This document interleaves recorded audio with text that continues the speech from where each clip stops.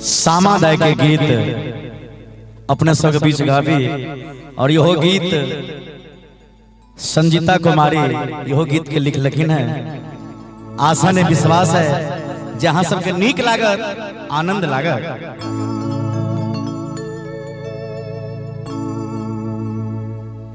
कार्तिक मासाया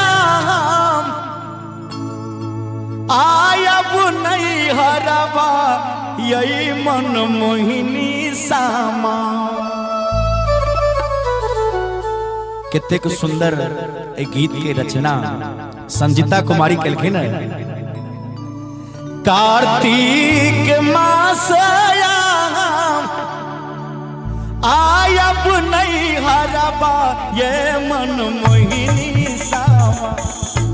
हे यही मन मोहिनी सामा भैया के देवई आशीर्वाद।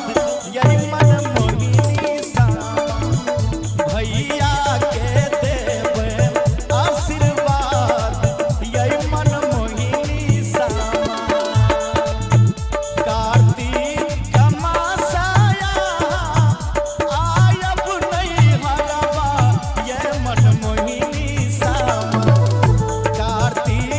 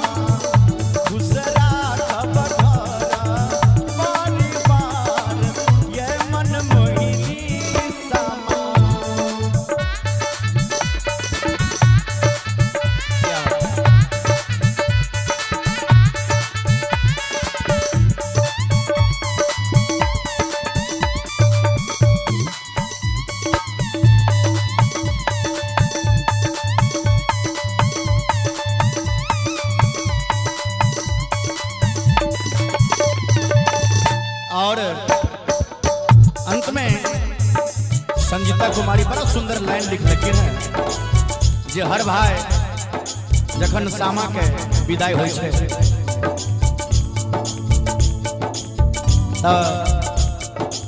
ओ भाई ओइ सामा के लिए बेर बनावे छै। चाननी में छेबी छेबी बेरा बनायब ये मनमोहिनी सामा।